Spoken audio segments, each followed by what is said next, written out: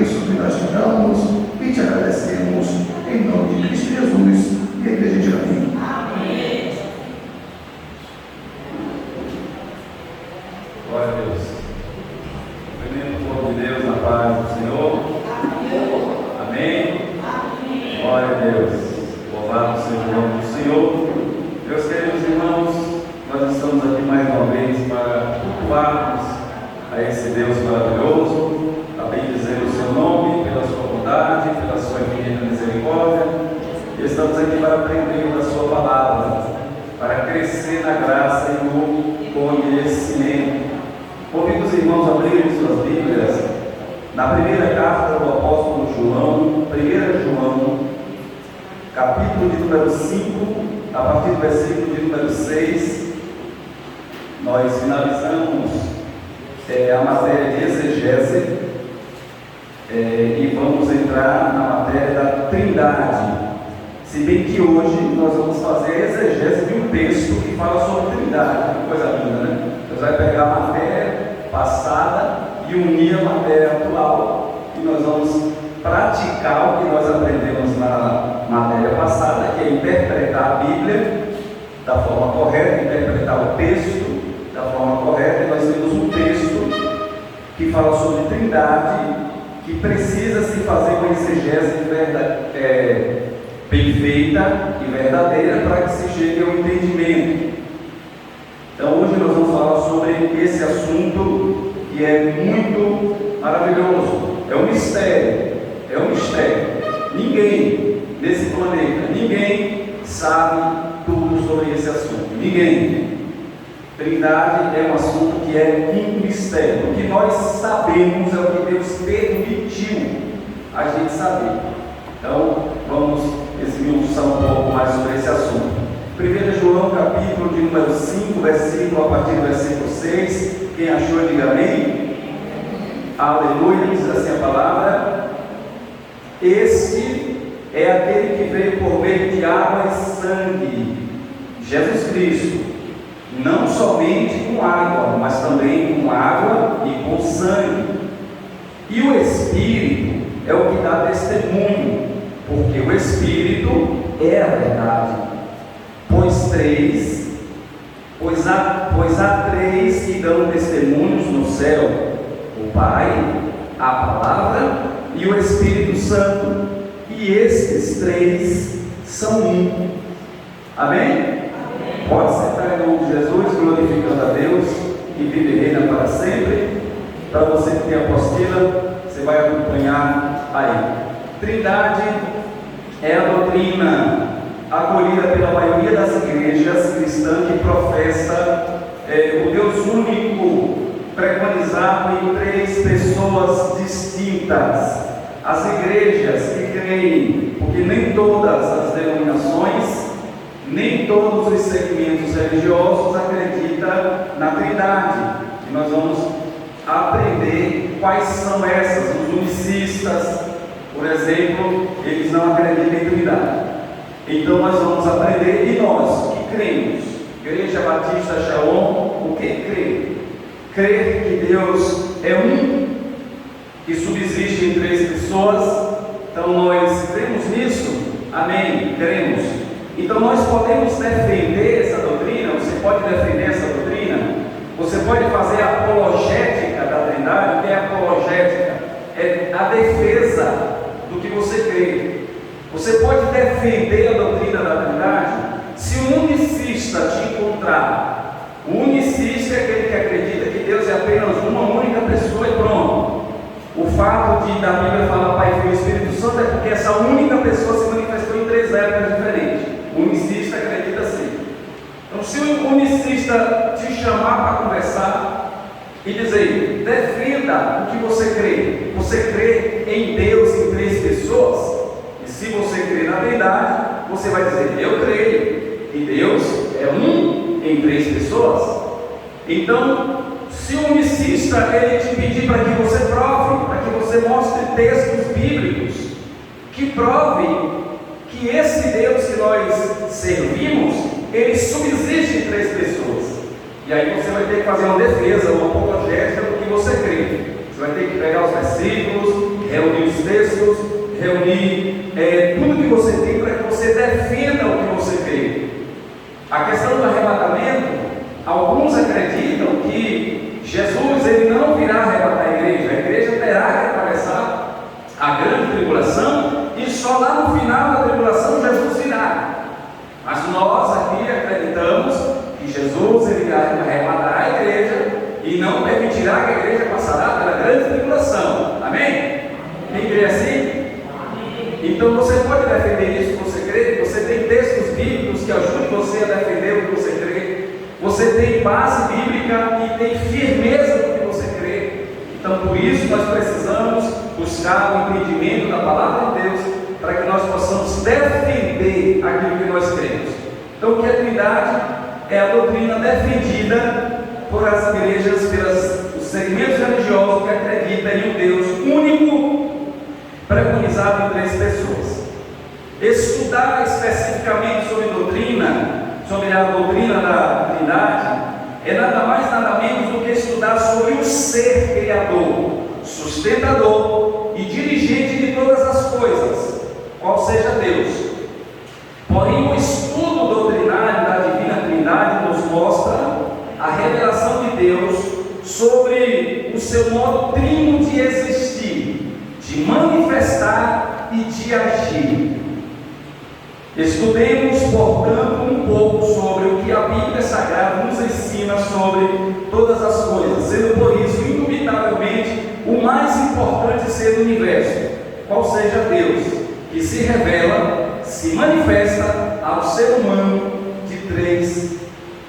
através de 3 pessoas distintas. E aí vem a pergunta: o que é Trindade? Se alguém te perguntasse agora, o que é Trindade? O que você entende por Trindade? O que você responderia a essa pessoa? Como você entende essa palavra Trindade? Alguém pode definir para mim Trindade? Em poucas palavras, rapidamente, levante a mãozinha e diga: Trindade é isso. Pronto. Pai, Filho e Espírito Santo. Mais alguém? Tem uma outra definição para Trindade? Se alguém apontasse o dedo para você e dissesse: o que é Trindade, irmão? Oi? 3 pessoas em uma. 3 pessoas em uma. Mais alguém? Tem uma definição de Trindade? 3 em 1. Então está aí. É o que nós entendemos de Trindade, né? Agora eu pergunto: a palavra Trindade está na Bíblia? A palavra Trindade, a gente acha ela na Bíblia? Alguém já achou essa palavra, Trindade? Não vai achar. Ela não existe. Na Bíblia não. Por quê? Aí aqueles que dizem: olha, não tem a palavra Trindade na Bíblia. Tudo bem. Alguém já achou a palavra gravidade na Bíblia? Gravidade, força da gravidade que sustenta aí no chão. Alguém já achou essa palavra gravidade na Bíblia? Não, porque ela não existe na Bíblia. Mas a gravidade existe? Existe. Você está sentado, senão você estaria flutuando aí agora, né? O fato de uma palavra não estar na Bíblia não significa que ela não exista. Por quê? Porque a palavra Trindade é uma palavra latina. A Bíblia foi escrita em hebraico, aramaico e grego. O Antigo Testamento foi escrito no hebraico e no aramaico. Então a palavra Trindade não existe no hebraico e não existe no aramaico. Então você não vai achar a palavra Trindade no Antigo Testamento. O grego, a palavra grega, não existe a palavra Trindade. Então você não vai achar no Novo Testamento a palavra Trindade, porque é uma palavra latina. A Bíblia só passou a citar a Trindade quando surgiu a versão Vulgata. Porque a versão da Bíblia na Vulgata, ela foi traduzida para o latim, então não existia essa palavra. Amém? Então você não vai achar a palavra Trindade na Bíblia, mas você vai achar textos que mostram a Trindade, textos que revelam a Trindade, ok? Agora olha aqui para mim, por favor. Deixa eu perguntar uma coisa para vocês. Se a Trindade é uma doutrina tão importante, é uma doutrina tão indispensável, por que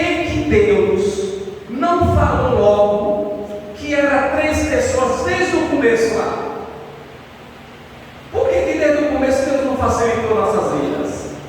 Por que Deus não chegou assim e disse: ó pessoal, eu sou Deus, mas eu existo em três pessoas. Existe eu, que sou o Pai, existe o Filho, que vai nascer aí para morrer por vocês na cruz, e existe o Espírito Santo, que é aquele que movimenta e que une vocês a mim. Por que Deus no começo não facilitou as coisas e não passou a revelação para Moisés e para os salmistas, os profetas, tão mais claramente para nós sobre Trindade? Porque você lê o Antigo Testamento e você não vê um Deus lá em três pessoas. É difícil você vai ver Deus se manifestando. É claro que quando a gente começa a estudar Cristologia, que é o tema da revista, da Escola Bíblica, a gente vai entender que a pré-existência de Cristo ele existiu antes de nascer de Maria, e ele se manifestou na terra antes de nascer de Maria. Antes de Jesus nascer de Maria, ele andou pela terra, ele apareceu várias vezes, ele fez vários milagres, como por exemplo, ele apareceu dentro da fornalha de fogo, quando Cedraque, Mesaque e Abednego foram jogados lá. Ele entrou dentro da fornalha, passeou com os meninos e tirou os rapazes de lá. Quem era que estava ali? Jesus Cristo, o Filho de Deus. Por exemplo, também ele apareceu para a mãe de Sansão. A mãe de Sansão, ele apareceu para a mãe de Sansão, se apresentou. Quando perguntaram o nome dele, ele disse: por que você pergunta meu nome, visto que meu nome é maravilhoso? Então ele se identifica. Quem é que é identificado na Bíblia como maravilhoso? Maravilhoso, conselheiro, Deus forte, Pai da eternidade, príncipe da paz. Porque um menino nos nasceu, um filho se nos deu, o principado estava sobre os seus ombros, e o seu nome será maravilhoso, conselheiro, Deus forte, Pai da eternidade e príncipe da paz. Então Jesus, antes de nascer de Maria, antes dele encarnar, ele andou aqui pela terra. Você acha que foi com quem que Jacó lutou no Vale de Jaboque até o dia amanhecer? Com ele. Jesus, ele se manifesta. Então Deus, ele poderia ter facilitado a nossa vida e ter dito: olha, eu sou Deus, mas eu existo em três pessoas. A única coisa que a gente vai achar lá no Antigo Testamento, no livro de Gênesis, é que quando Deus vai criar o homem, Deus fala em plural. Ele diz: façamos o homem à nossa imagem e semelhança. Alguém pode dizer: não, mas ele está falando aos anjos, mas anjos não podem criar ninguém. Quando Deus diz façamos, ele está chamando, ele está dizendo: eu sou criador, o Pai, você, meu filho, é criador também, e o Espírito Santo também é criador. Então quem foi que criou a terra? O Pai, o Filho e o Espírito Santo. Quem foi que criou, formou o homem do pó da terra? O Pai, o Filho e o Espírito Santo. Então quando ele diz façamos o homem à nossa imagem, conforme a nossa semelhança, Deus está falando em Trindade. Ele está falando em Trindade. Mas a pergunta que eu fiz aos irmãos é: por que Deus não revelou isso logo estampadamente na Bíblia para facilitar? Primeiro, porque se hoje, no século 21, com o nível de conhecimento que nós temos, com a velocidade de informação que nós temos, muita gente não aceita a ideia de um Deus em três pessoas. Imagine naquele tempo lá atrás, eles não iam aceitar. Então Deus disse: essa história de me revelar completamente para a humanidade não vai dar certo agora. Eu vou me revelar aos poucos, aos pouquinhos eu vou me revelando, porque é uma doutrina muito grande para que eles entendam, é uma doutrina muito altíssima para que a sua mente humana capte, e eu vou mandar em frações até que chegue o tempo em que o conhecimento esteja avançado e eles entendam e aceitem que eu sou Deus em três pessoas. Amém? Amém. Olha aqui para mim. Todo mundo crê em Deus, crê que Deus é um Deus, todo mundo, Abraão, Isaac, Jacó, todo mundo se fala em Deus. De repente, irmão, nasce uma criança, essa criança cresce, quando ele completa mais ou menos 27 anos, 28 anos, ele começa a se manifestar. Quando ele completa 30 anos, ele vai ao Rio Jordão, ele é batizado por João Batista, e quando ele completa 30 anos, ele começa a pregar, e de repente esse homem aparece na terra, e todo mundo sabe quem é Deus: o Deus de Abraão, o Deus de Isaac, o Deus de Jacó. Deus é um. Existe até o Deuteronômio, capítulo 4, que diz assim: Shema Israel, Adonai Elohim, Shema Israel, Adonai Echad. Ouça Israel, o nosso Deus é um Deus. Então o judeu acredita em um Deus, e nós também. Só que de repente, esse homem que é batizado no Rio Jordão, ele começa a pregar e dizer: eu e o Pai criamos tudo que está aqui, porque o Pai me mandou para cá. Eu tinha uma glória com o Pai, deixei a glória lá e vim para estar com vocês, por isso oro por vocês agora. Aí o que é que acontece com esse homem? Ele começa a ser perseguido, porque o povo só entende que Deus é uma única pessoa, e agora tem outro dizendo que é Deus. E ele diz: não, eu e o Pai somos iguais. Eu e o Pai somos um, em essência. Somos duas pessoas, ele está lá e eu estou aqui, mas somos um em essência. E esse homem que chega se manifestando e dizendo que é Deus, e cria um burburinho, um problema, porque na mente humana Deus é uma só pessoa. Na mente do judeu, Deus é só uma pessoa. Agora aparece um filho de Deus. Chega um filho dizendo: ei, eu sou filho dele. Opa, peraí, não, filho não. Que conversa é essa? E pior, para piorar a coisa, quando chega no final do ministério, ele diz: olha, eu já falei para vocês que o Pai me enviou e que eu vou voltar para o Pai, mas quando eu chegar lá, eu vou pedir para que ele mande o outro. Aí a coisa piorou, porque se dois, ele já estava sendo ameaçado de morte, imagine três. E ele diz: olha, eu vou para o Pai e vou pedir para ele mandar o outro. Que outro? O Consolador, o Espírito Santo. Aí quando ele vir, e Jesus fala do Espírito Santo, uma pessoa, quando ele vier, ele vai fazer vocês lembrarem de tudo que eu falei. Ele vai nos guiar, vai nos orientar. Eu vou rogar ao Pai que mande o outro Consolador, que não é o Pai, é outro, e nem é eu. Eu sou o Filho, o Pai é o Pai, e esse outro que vai vir é o Paracleto, é o Consolador, é o Espírito Santo.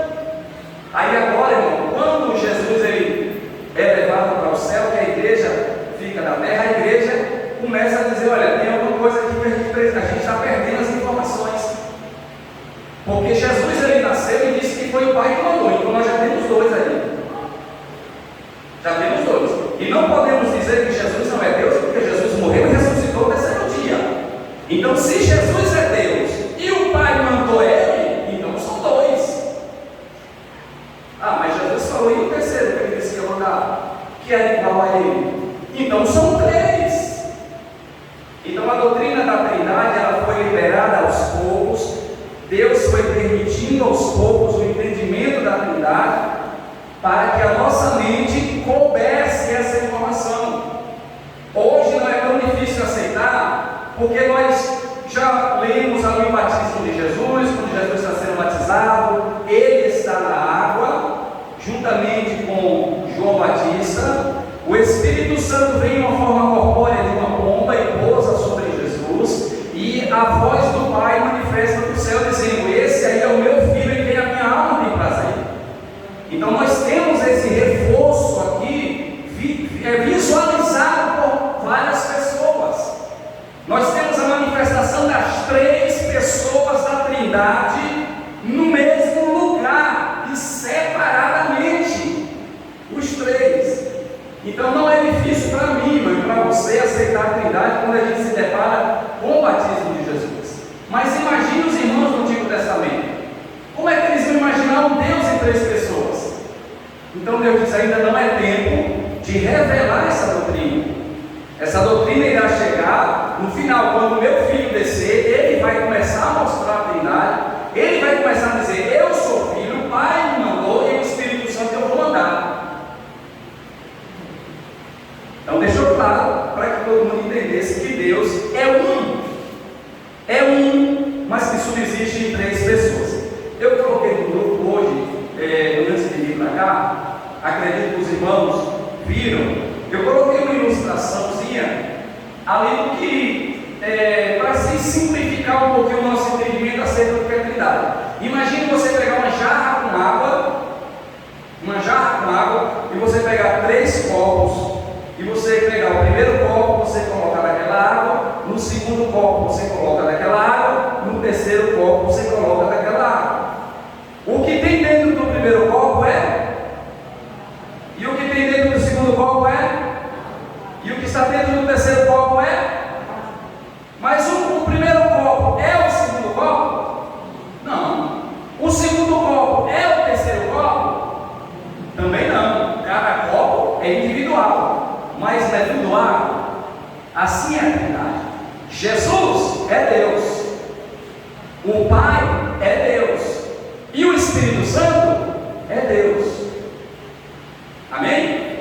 Como assim, pastor? São 3 deuses? Não. Deus é a essência deles, é a matéria, se é que a gente pode falar assim, né? Matéria.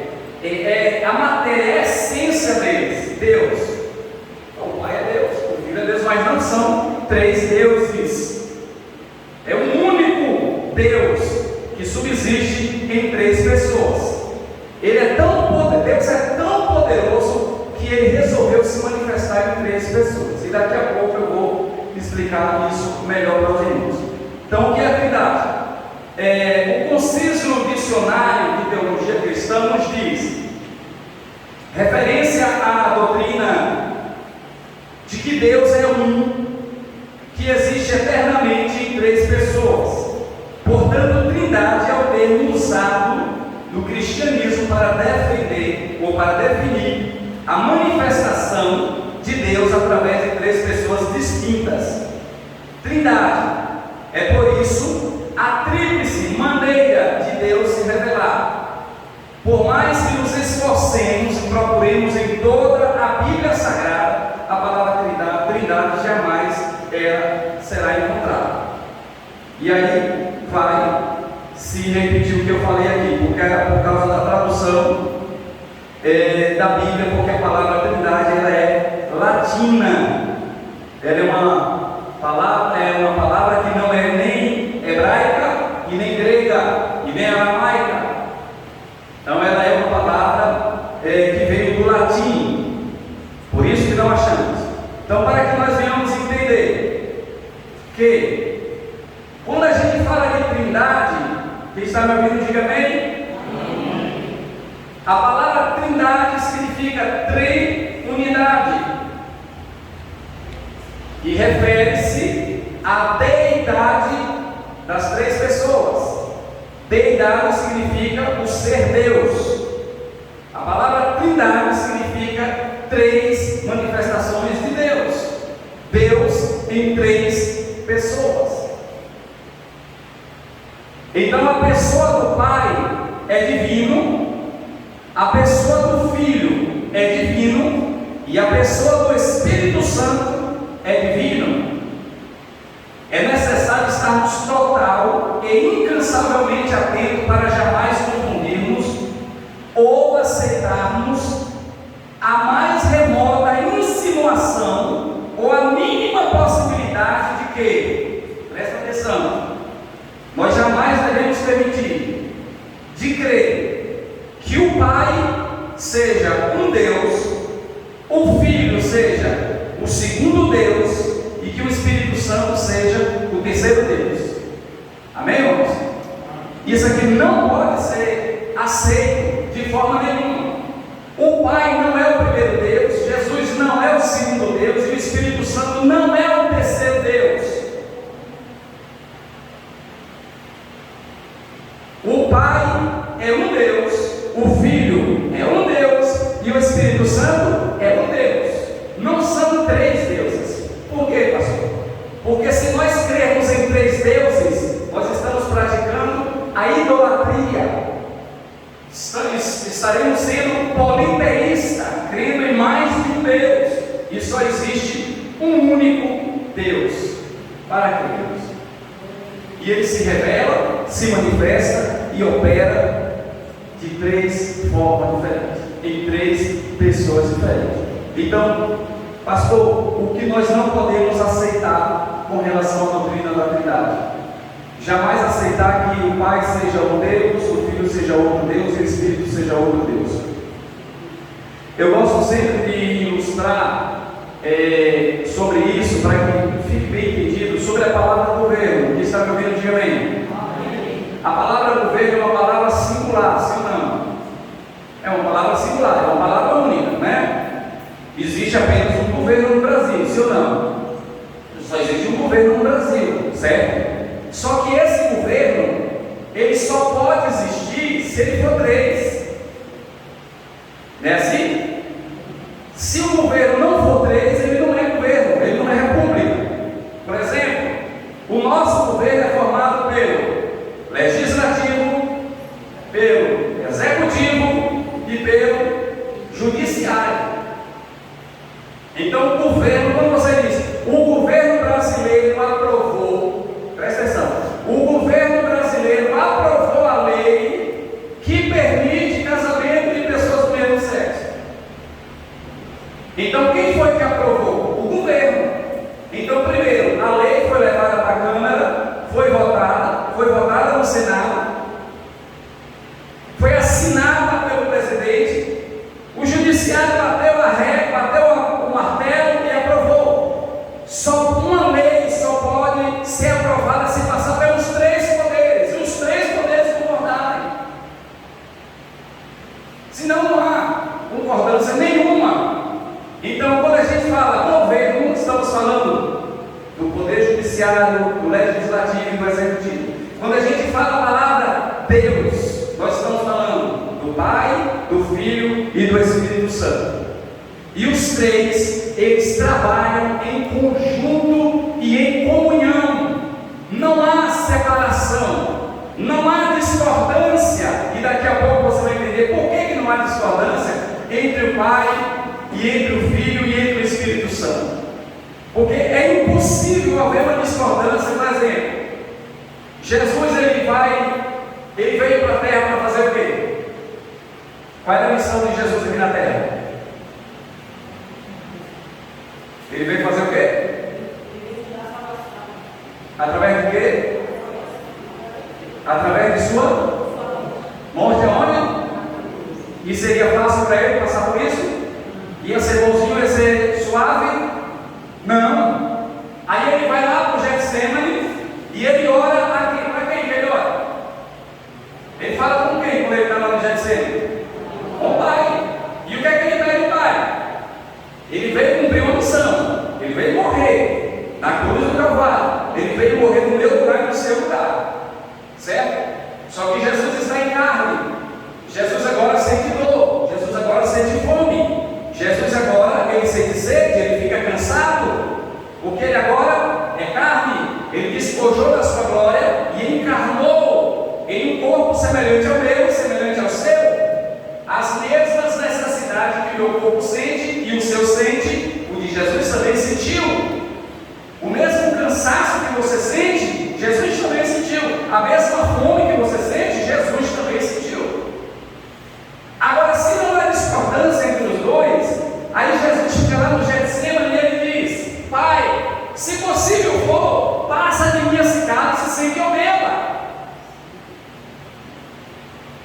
E não tinha alguma possibilidade de Jesus salvar-nos sem passar pelo que ele passou? Não tinha. E por que ele pediu? Será que poderia o Pai chegar e dizer: não, vamos mudar de ideia, vamos mudar isso aí, você não vai morrer mais não, vem para cá? Não tinha mais como isso acontecer, porque a Bíblia diz que o Cordeiro de Deus foi morto antes da fundação do mundo. Antes que o planeta viesse a existir, Jesus já estava destinado a morrer pela humanidade, porque Deus, na sua presciência, já sabia de tudo que iria acontecer. Eu já disse, você já sabe, né? Que aquela coisa na frente sei. E aí, Pai, ele voou. Quando ele chega no jardim, ele diz: Pai, se possível for, passa de mim esse cálice sem que eu beba. Mas imediatamente ele diz: mas todavia não seja feita a minha vontade. E ali ele está falando de que vontade? De Jesus homem ou de Jesus Deus? De Jesus homem. Porque o Jesus homem não queria, o Jesus homem carne não queria sentir aquela dor. Quem é que quer sentir dor? O Jesus homem não queria sofrer aquele murro que ele sofreu, aquela coroa de espinho na cabeça. Ele não queria, mas ele queria salvar a humanidade. Ele queria salvar, mas não passar por tanta dor. Mas ele disse: todavia não seja feita a minha, Jesus homem, mas seja feita a tua vontade. Quando ele diz a tua vontade, ele está dizendo a vontade da Trindade. Aquilo que nós concordamos antes de eu descer, aquilo que foi concordado antes de eu vir, que seja feita essa vontade, não a vontade dessa carne que está com medo da dor. Porque Jesus sentiu medo da morte, sim ou não? Sentiu medo da morte ou não? Como um homem, sim. Como um homem, sim. Você é crente? Quem é crente aqui? Diga amém. Quem crê na ressurreição? Quem crê na salvação? Quem tem medo da morte? Olha, Jesus está vendo. Quem tem medo da morte? Outro é um bocado corajoso aí. Não queremos parecer corajoso. Todos têm medo da morte, meu irmão. Todos têm medo. Eu não tenho medo do que vai acontecer comigo depois da morte. Não tenho medo. O que vai acontecer comigo depois da morte, não tenho medo. Eu tenho prazer, alegria e júbilo. Porque eu sei o que vai acontecer comigo depois da morte. Eu sei o que me espera do outro lado. Eu sei o que está reservado para mim do outro lado. O que me apavora é como será o processo dessa morte. É de que forma será. A de Jesus foi a pior possível. Foi a mais dolorosa possível. Se a minha morte será fechar o olho comigo no outro dia, as 2 vezes que fui para o hospital morrendo, eu fui dormindo. Que coisa maravilhosa. Fui dormindo, cheguei lá, a esposa já coitada, já se acabando, sogra, sogro, filho chorando, e eu lá na minha dormindo de boa, suave, acordei. Eu estou no hospital, você já era no céu, todo branquinho. Aqui é o céu, quando eu olhei assim, vi gente, disse: bicho, não, o céu não vai ter essas coisas assim. O céu vai ser anjo, vai ser coisa gloriosa. Primeiro, eu acredito que quando eu chegar no céu, quando eu abrir o olho, a primeira coisa que eu vou ver é a face amada do meu Jesus. É o que eu creio. Quando eu chegar lá, se eu morrer antes do arrebatamento, quando eu abrir meus olhos dentro da Nova Jerusalém, eu vou ver imediatamente Ele dizendo: seja bem-vindo. E eu não vou perder tempo, vou correr, dar um abraço dele. E uma senhorinha deu testemunho na internet, ela contando para a amiga dela. Achei isso muito lindo. Ela dizendo que estava se sentindo solitária. Aí disse que chegou assim um dia e disse: Jesus, me abraça. Ela disse que sentiu ele chegando perto dela e ele abraçou. E ela conta isso para a amiga chorando. E ela disse: fulana, ele me abraçou e não soltou mais não.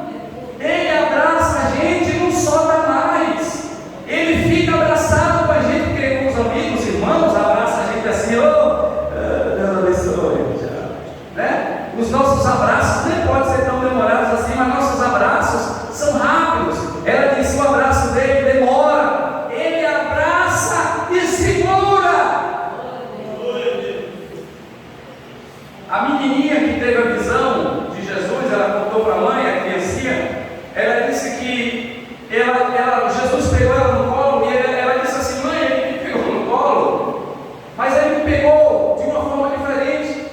Não quando a senhora me pega, ele me pegou e eu senti ele em todo o meu corpo, porque Jesus, ele não só abraça, ele entra dentro do meu ser. O abraço dele não é por fora, é por dentro. Então, quem é que não tem medo da morte? Jesus. Então, há discordância na verdade? Não. Quem está falando aqui é Jesus homem.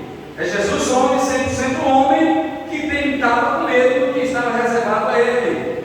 Ele disse: se possível, for passa de mim esse cálice sem que eu beba, mas todavia não seja feita a minha vontade, mas a tua vontade.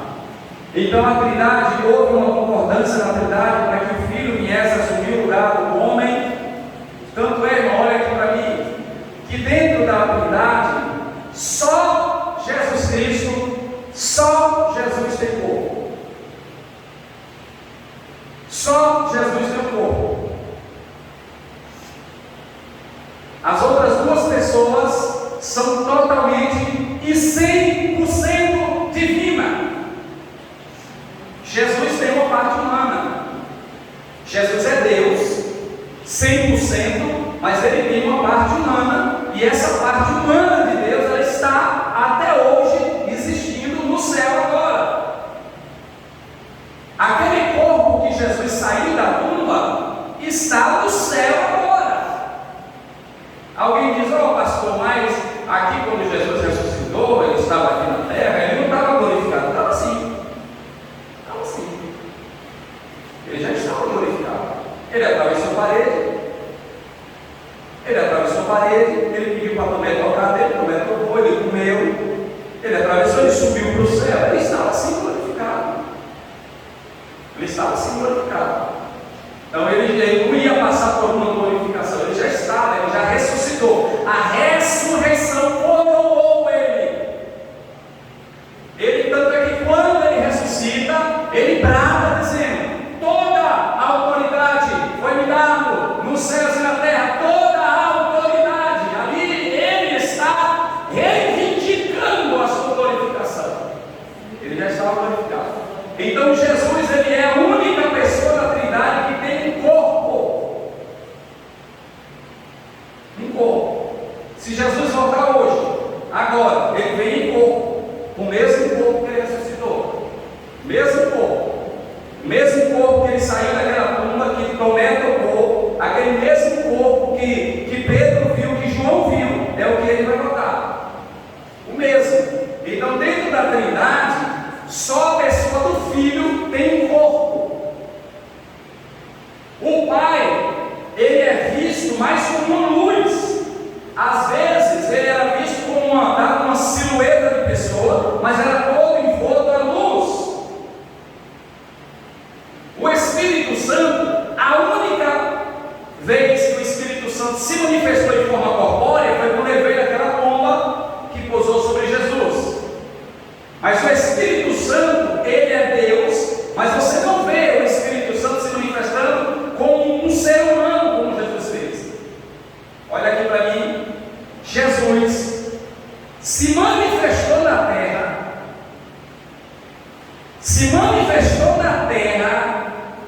materializado antes de nascer de Maria. Antes dele nascer de Maria, ele apareceu na terra em forma humana, porque ele é o único que tem corpo, é o único da Trindade. Quando foi, pastor, que ele manifestou-se em corpo? No dia da luta com Jacó. Não era um anjo ali, não era um anjo. Quem estava ali era o próprio Deus. No final da luta, quando ele vai mudar o nome de Jacó, ele diz: qual é o teu nome? Meu nome é Jacó. Pois teu nome não será mais Jacó, porque como um príncipe lutaste com os homens e com Deus e prevaleceste. Então ele estava dizendo: quem lutou com você aqui essa madrugada toda foi Deus. Foi a segunda pessoa da Trindade, que é Jesus Cristo. Amém? Quem está me ouvindo, diga amém. Amém. Então o que é Trindade? Trindade são as três pessoas de Deus. As três pessoas de Deus. Deus é tão poderoso que ele existe, ou ele subsiste em três pessoas. Agora, irmão, como eu falei para os irmãos, como no Antigo Testamento era inconcebível a mente humana crer em Deus, em um Deus em três pessoas, então a Bíblia não poderia revelar diretamente uma Trindade. Mas eu vou convidar os irmãos aqui a nós fazermos uma exegese de um texto. Abra comigo, por favor, a sua Bíblia, no livro do profeta Isaías. Isso aqui é Antigo Testamento, viu? Vamos fazer uma exegese aqui desse texto e vamos tentar achar a revelação da Trindade aqui no Antigo Testamento. O Antigo Testamento revela, sim, claro que de uma forma obscura, só deu para nós entendermos porque fomos buscar, estudar, pesquisar, e aí o Espírito Santo nos trouxe esse texto aqui. Vamos lá. Capítulo de número 48 do profeta Isaías.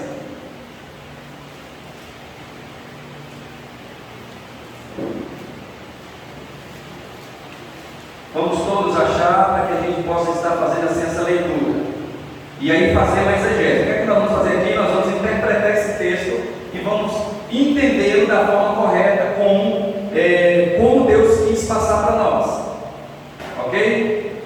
Então aqui Deus ele vai repreender a infidelidade de Israel. Então Deus aqui no capítulo 48 de Isaías, ele está repreendendo a infidelidade de Israel. Ele está repreendendo o povo de Israel. Então Deus vai falar aqui.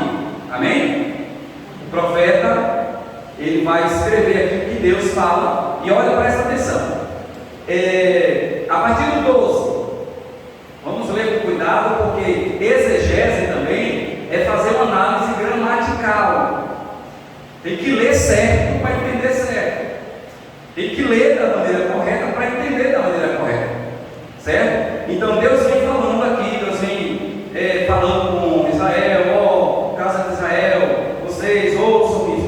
Aí versículo 12 ele diz assim: dar-me ouvidos, ó Jacó, e tu, ó Israel, a quem chamei, eu sou o mesmo, sou o primeiro e sou o último. Também a minha mão formou a terra. Presta atenção. A minha mão formou a terra, e a minha destra estendeu os céus.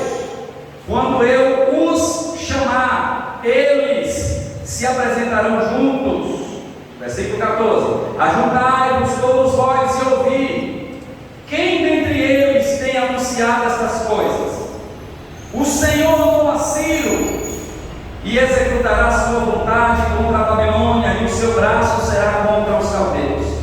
Aí, versículo 15, aqui é Deus falando: eu tenho falado, também já o chamei, eu o trouxe, e farei próspero o seu caminho.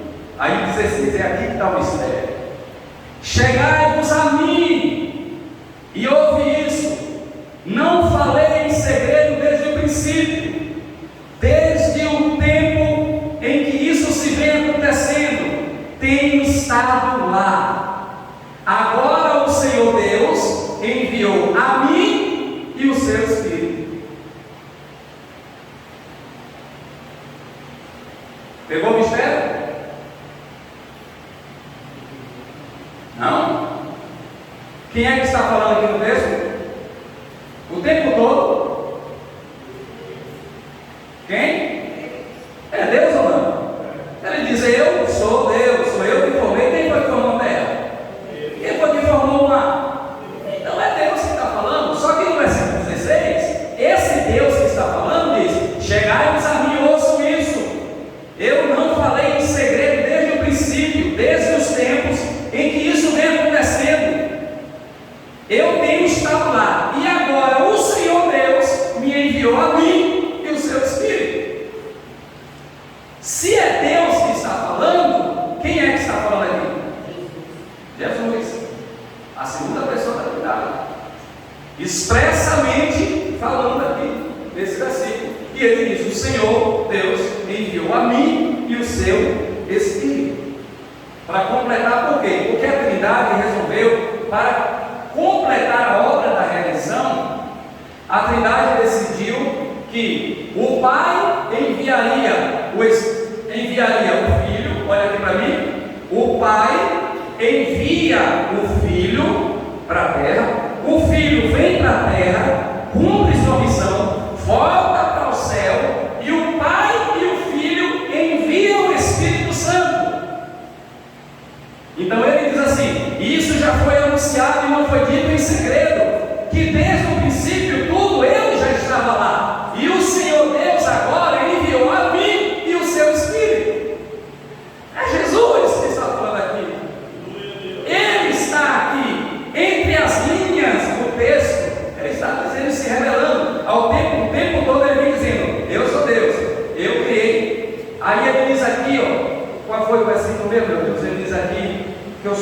primeiro e o último. Onde foi que ele disse isso? No 12, né?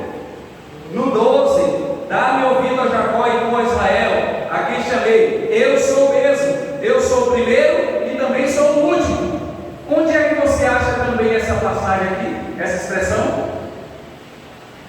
Diga, irmãinha, a senhora falou pelos lados, eu li os lados. Diga, onde é? Quem é que diz lá no Apocalipse, eu sou o primeiro e o último? Jesus. Ele, quando ele se manifesta lá no Apocalipse, ele diz a João, eu sou o primeiro e sou o último, eu sou o alfa e eu sou o ômega. Olha ele aqui no capítulo 48 dizendo, eu sou o primeiro e sou o último. Então quem está falando aqui no capítulo 48 é a segunda pessoa da Trindade, é Jesus. Então tem Trindade no Antigo Testamento? Tem, mas não estampada e revelada, claro, porque a mente humana não concebia essa ideia de Deus em três pessoas. Mas está aí, meu irmão, está aí claramente, fazendo uma leitura gramatical correta, você vai entender quem é o sujeito aqui, quem é o predicado, né? Você vai entender que a colocação do verbo está na primeira pessoa, eu sou, eu fiz, eu criei, eu sou o primeiro, eu sou o último, e o Senhor enviou a mim e o seu Espírito. Está claro, sem sombra de dúvidas, que a Trindade está expressa também no Antigo Testamento, além de nós ouvirmos Deus dizer, façamos o homem a nossa imagem, a nossa semelhança, confundamos o homem para que o homem não progrida fazendo essa forma. Além de tudo isso, nós temos esse texto claro, e eu não vou nem ler Provérbios, né? Eu não vou nem ler Provérbios que diz, quem é o Senhor? Aquele que fez todas as coisas, aquele que fez isso, e quem é o seu filho? Quem conhece o filho dele? Provérbios fala do Filho de Deus. Só não enxerga a Trindade no Antigo Testamento quem de fato não quer crer na Trindade. E não crer na Trindade não é um problema, pastor, alguém pode perder a salvação por não crer na Trindade? Não, eu não seria tão radical ao ponto de condenar as pessoas que não creem na Trindade. Não posso condenar ninguém que não creia na Trindade. Por quê? Porque a doutrina da Trindade ela é um dos maiores mistérios que existe no universo. Então, se alguém achou tão difícil e não preferiu não crer, eu não vou culpá-lo. E eu não sei se Deus irá condená-lo. O único perigo, olha aqui para mim, o único perigo de não crer na Trindade é simplesmente menosprezar as pessoas da Trindade. Porque Jesus Cristo, ele disse, olha, quando vocês ganharem uma pessoa para o Evangelho, vocês devem batizar essa pessoa. E quando vocês batizarem essa pessoa, vocês devem batizá-las em nome do Pai, do Filho e do Espírito Santo. Foi Jesus quem falou isso aqui. Aí você vai ver os apóstolos de Cristo, todos, quando eles davam a bênção apostólica, eles diziam que o amor de Deus, a graça do nosso Senhor e Salvador Jesus Cristo e a comunhão do Espírito Santo esteja convosco. O apóstolo Paulo, nas bênçãos apostólicas, ele falava na Trindade. Então, crer na Trindade é a coisa mais certa a se fazer. Até porque quando a gente entende Deus em Trindade, a gente compreende a obra de Deus. A gente entende a obra de Deus. Jesus, ele disse assim, olha, vocês querem orar? Vocês querem que a oração de vocês tenha efeito, seja eficaz? Então, quando vocês orarem, orem ao Pai e peçam tudo em meu nome. Jesus está ensinando o caminho da oração usando a Trindade. Quando nós oramos, nós devemos sempre orar dirigindo-nos ao Pai. Essa é a forma correta de se orar. Até porque Jesus, ele disse, quando vocês orarem, digam, Pai nosso que estás no céu, santificado seja o teu nome, venha a nós o teu reino, seja feita a tua vontade. Ele diz, orem dizendo, Pai que está no céu. E depois ele diz, quando vocês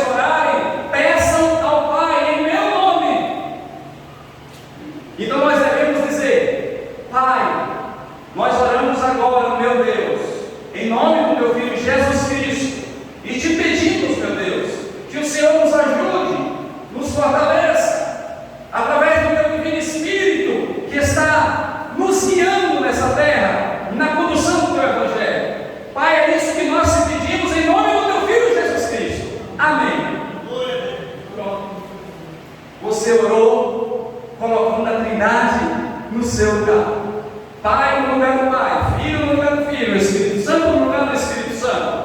E você entende que você deve dirigir as suas petições ao Pai. Em nome de quem? De Jesus. Através do Espírito Santo. Porque é o Espírito Santo que leva as nossas orações ao Pai. É o Espírito Santo que nos intercede por nós com gemidos inexprimíveis.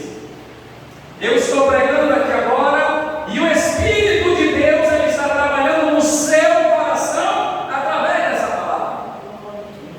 O pregador ele passa a mensagem, mas quem convence o pecador do seu pecado é o Espírito de Deus. O pregador ele prega a palavra e o Espírito Santo ele passa no meio do povo e ele vai convencendo as pessoas do erro delas. Esse é o papel do Espírito Santo. Então, quando nós entendemos isso, nós oramos em nome do Pai, que o teu divino Espírito convença os corações e traga as almas ao arrependimento, Pai, em nome de Jesus Cristo, nós te pedimos isso. Essa deve ser a nossa petição e Jesus ensinou esse caminho de oração para nós, porque Jesus estava dizendo: olha, eu e o Pai somos um em essência, temos a mesma essência, temos a mesma matéria, temos o mesmo propósito, temos o mesmo amor. Amém? Então, irmão, como é que você entende Trindade? Imagine, para que você entenda, como é que Deus é um só em três pessoas. Então, imagine três corpos, mas uma mente só. A mente é uma só. As pessoas são três, mas a mente é só uma. Jesus tem a mente de Deus. O Espírito Santo tem a mente de Deus. A Bíblia diz: o Espírito Santo prescruta até as profundezas de Deus. O Espírito Santo, ele tem a mente de Deus. E o Pai tem a mente de Deus. É uma mente só. Deus é uma mente. É uma mente poderosa que está em três pessoas diferentes. Por isso Jesus disse: quem vê a mim vê o Pai, quem vê o Pai vê a mim e vê o Espírito Santo, porque é uma mente. Deus é uma mente. Quando Deus está pensando, o pensamento está nas três pessoas ao mesmo tempo. Salvar a humanidade, os três estão pensando a mesma coisa. Tirar Adão lá do jardim para Adão não comer da árvore. Vamos tirar o homem para que o homem não coma e não seja igual a nós. As três pessoas estão pensando a mesma coisa. Amém? Deus é a mente que existe em três pessoas. Isso é Trindade. É um só Deus em três pessoas separadas e distintas. Amém? Glória a Deus.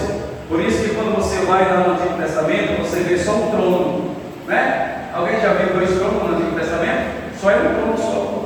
Deus só parece um trono, né? Só tem um trono. Só que domingo aqui eu preguei, tinha quantos tronos na pregação que eu preguei domingo? Quero ver se os irmãos de fato estavam ligados na terra. Dois tronos. Olha ali, tinha gente ligada. Eu preguei domingo, tinha dois tronos. Amém?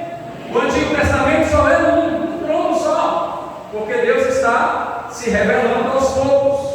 Ele não está se revelando totalmente. Lá no Apocalipse, onde eu preguei domingo, eles olhavam e viram no trono sentado, e à sua direita também sentado, claro, estava o Cordeiro. E as pessoas disseram: vamos fugir do que está sentado no trono e do Cordeiro, porque chegou o grande dia da ira deles. Plural, a ira deles. Então tem dois. Apocalipse mostra dois tronos. E quando a igreja for arrebatada, vão ser quantos tronos? Antigo Testamento só um. Apocalipse a gente já vê dois. E quando a igreja chegar lá no céu, quantos tronos serão? Talvez alguém diga 3. Talvez alguém diga: voltará a ser um de novo. sabe. Mas a Bíblia diz que todos nós, Jesus Cristo falou: ao que vencer, eu farei que tenha o poder e a autoridade de sentar-se no meu trono, como eu venci e sentei no trono do meu Pai. Todos os que vencer sentarão no meu trono, assim como eu venci e sentei no trono do meu Pai. Jesus está sentado no trono do seu Pai. E quem vencer aqui na terra vai sentar no trono de Jesus. Porque ele disse isso: se você vencer, eu vou dar autoridade para você sentar no meu trono. É no trono de Jesus que nós vamos sentar. Você acha que é porque o diabo quer te matar todo dia? Por que você acha que o diabo quer tirar você da igreja todos os dias? Porque ele desejou sentar nesse trono. Ele disse: eu subirei as mais altas estrelas e estabelecerei meu trono e se assentarei acima das estrelas e serei semelhante ao Altíssimo. Aí eu disse: eu vou lhe derrubar lá embaixo, porque você não merece, você é orgulhoso, mas eu vou dar o poder de sentar no meu trono todos aqueles que se prostram perante mim e adoram a mim, que sou Deus. Então, quando o diabo olha para o céu e vê que lá está sendo preparado um trono para você sentar, um trono que ele almejou, que ele quis, ele diz: eu vou matar todo mundo, mas não vou deixar esse crente chegar lá. Eu não vou deixar essa irmã chegar lá nesse trono. Vai ser humilhação demais para mim.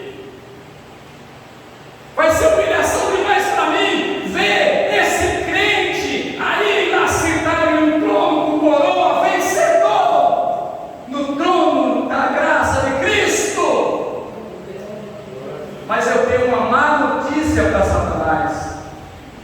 Eu tenho uma má notícia para ele. Ele não gosta de ser lembrado disso. Já está determinado, já está decretado, já está escrito que a igreja vencerá e esmagará Satanás debaixo dos pés. Está determinado, já está escrito e vai acontecer. E ele sabe que vai acontecer, que é verdade. Então olha para esse irmão que está do seu lado e diga: a vitória é minha e a sua, em nome de Jesus Cristo. Diga: e o diabo não pode fazer nada a respeito disso aí. Nada ele pode fazer. Ele não pode roubar a sua bênção, ele não pode roubar aquilo que Deus reservou para você. É sua, a vitória é sua, em nome de Jesus Cristo. Pastor, então quem tem o poder de fazer com que eu perca é você. Só você. Se você quiser desistir, se você quiser pular do barco, se você quiser abandonar o barco, Deus não vai te impedir nem te amarrar. Mas se o inferno se levantar contra você, querendo arrancar você do céu, Deus não vai permitir. Porque o sangue de Jesus foi a moeda que Deus usou para comprar a tua vida. O sangue de Jesus foi a moeda que Deus usou para comprar a minha vida. Então o diabo pode dizer o que quiser de mim, pode apontar o dedo para mim, pode falar o que quiser. Eu sou valioso, porque fui comprado com preço de sangue. E não é sangue de bode, não é sangue de boi, não é só o sangue de animal. É o sangue do Cordeiro de Deus que tira o pecado do mundo. Oh, aleluia!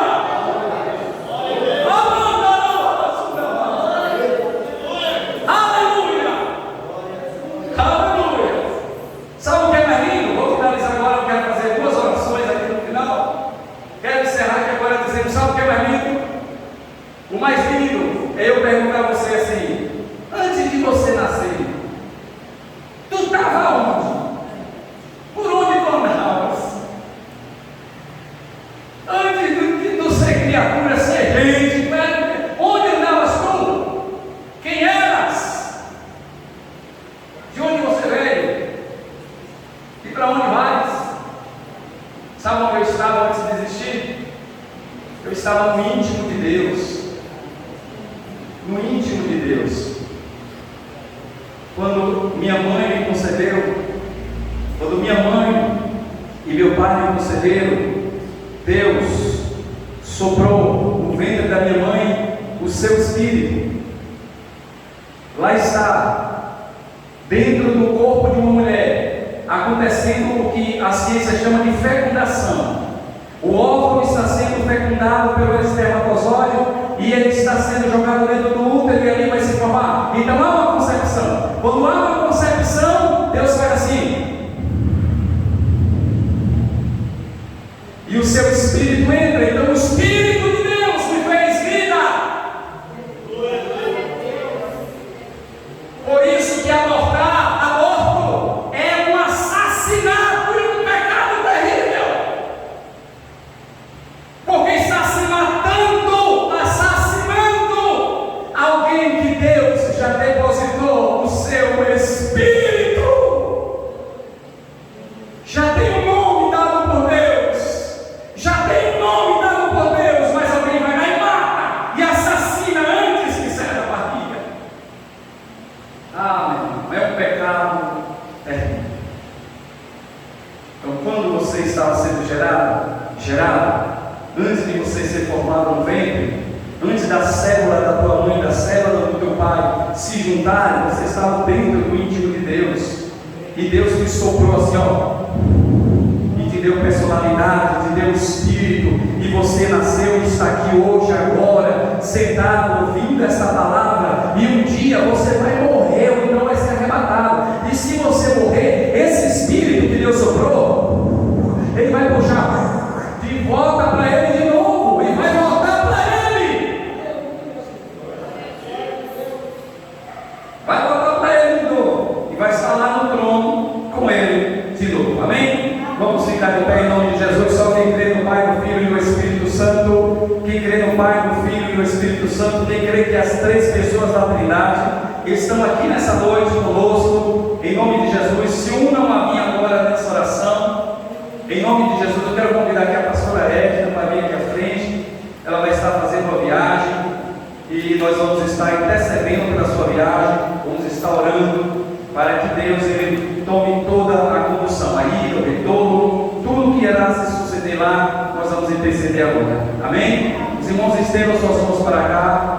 Nosso Deus e Pai, Pai eterno, poderoso, santo e justo, Deus criador dos céus e da terra, Deus maravilhoso, nós oramos agora, meu Senhor, em nome de Jesus, o Teu Filho, e cremos, meu Pai, que o Senhor ouve as nossas orações, porque Jesus disse: orem ao Pai em meu nome, e tudo o que vocês pedirem será feito.